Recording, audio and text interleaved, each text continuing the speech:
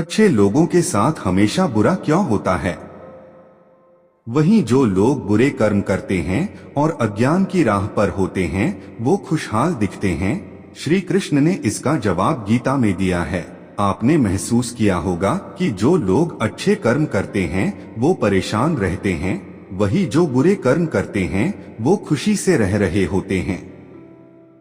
अच्छे कर्म करने वाले परेशान होते हैं कि आखिर उन्हें इतनी परीक्षा क्यों देनी पड़ रही है, जबकि जो अधर्म की राह में हैं वो खुश हैं और जिंदगी का लुत्फ उठा रहे हैं। अगर आपके मन में भी ये सवाल आया है तो आज हम आपको इसका जवाब देंगे। ये जवाब वो है जो भागवत गीता में लिखा है और श्री कृष्ण ने अर्जुन को दिया था। गीता में वर्णित कथा के अनुसार जब भी अर्जुन के मन में कोई दुविधा होती थी तो वह श्री कृष्ण के पास पहुंच जाते थे। एक बार की बात है, अर्जुन भगवान श्री कृष्ण के समीप आकर कहा कि वह दुविधा में है और इसका जवाब वह श्री कृष्ण से चाहते हैं। श्री कृष्ण ने पूछा कि क्या सवाल है? अर्जुन ने कहा, मुझे यह जानना है कि अच्छे लोगों के साथ हमेशा बुरा ही क्यों होता है? बड़े लोग खुशहाल देखते हैं। अर्जुन के मुंह से ऐसी बातें सुनकर श्री कृष्ण मुस्कुराए और कहा, मनुष्य जैसा सोचता है। श्री कृष्ण ने अर्जुन से कहा, पार्थ मैं तुम्हें एक कथा सुनाता हूँ, उसे सुनकर तुम समझ जाओगे कि हर प्राणी को उसके कर्म के हिसाब से ही फल मिलता है। प्रकृति हर किसी को अपनी राह चुनने का मौका देती है। अब वो मनुष्य की इच्छा पर निर्भर करता है कि उसे धर्म की राह चुननी है या अधर्म की। कथा शुरू करते हुए श्री कृष्ण ने कहा, एक नगर में दो पुरुष रहा करते थे। एक पुरुष व्यापारी था जिसके जीवन में धर्म की बहुत महत्ता थी। वो पूजा पाठ में यकीन रखता था। वो हर रोज मंदिर जाता था और दान धर्म भी करता था और हर रोज भगवान की पूजा करता था। वही दूसरा पुरुष बिल्कुल विपरीत था। वो हर रोज मंदिर तो जाता था लेकिन पूजा करने नहीं बल्कि मंदिर के बाहर से जूते चप्पल चुराने। उसे दान और धर्म से कोई लेना देना नहीं था। समय बीतता गया और एक दिन बहुत जोर की बारिश हो रही थी। इस वजह से मंदिर में पुजारी के अलावा कोई नहीं था। ये बात जब दूसरे पुरुष को पता चली तो उसने कहा कि ये सही मौका है मंदिर का धन चुराने का। पंडित से नजर बचाकर उसने मंदिर का सारा धन चुरा लिया। उसी समय धर्म कर्म में विश्वास रखने वाला व्यक्ति भी मंदिर, दुर्भाग्य से मंदिर के पुजारी ने उसे ही चोर समझ लिया और चिल्लाने लगे। वहाँ लोग एकत्र हो गए और उसे बहुत मारा। किसी तरह वो बचते बचाते वहाँ से निकला तो दुर्भाग्य ने उसका साथ वहाँ भी नहीं छोड़ा। मंदिर के बाहर वो एक गाड़ी से टकरा गया और घायल हो गया।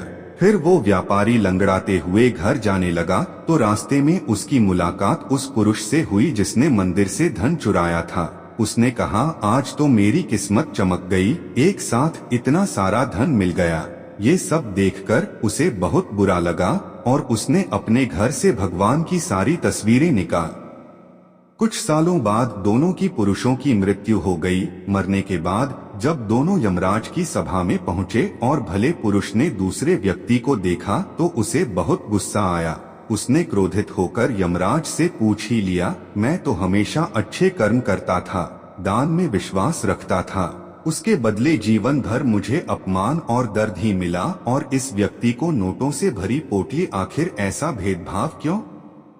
इस पर यमराज ने कहा, पुत्र तुम गलत समझ रहे हो। जिस दिन तुम्हारी गाड़ी से टक्कर हुई थी वो दिन तुम्हारे जीवन का आखिरी दिन था, परंतु तुम्हारे अच्छे कर्मों की वजह से तुम्हारी मौत सिर्फ एक छोटी से चोट में बदल गई। तुम इस दुष्ट व्यक्ति के बारे में जानना चाहते हो। दरअसल इसके भाग्य में राज योग था, मगर इसके दुष्ट व्यक्ति के बारे में जानना चाहते हो।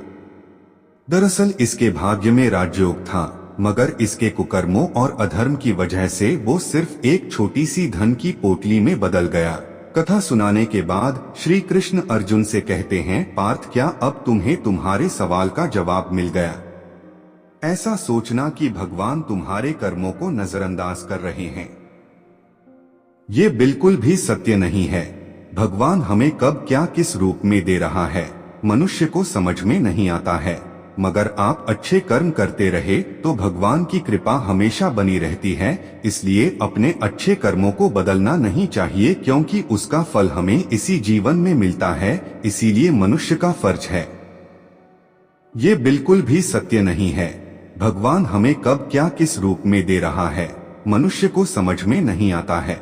मगर आप अच्छे कर्म करते रहे तो भगवान की कृपा हमेशा बनी रहती है। इसलिए अपने अच्छे कर्मों को बदलना नहीं चाहिए, क्योंकि उसका फल हमें इसी जीवन में मिलता है। इसीलिए मनुष्य का फर्ज है कि वो हमेशा अच्छे कर्म करते रहें, क्योंकि श्री कृष्ण ने गीता में भी बताया है कि किसी के द्वारा किया गया कर्म बेकार नहीं जाता है, चाहे वो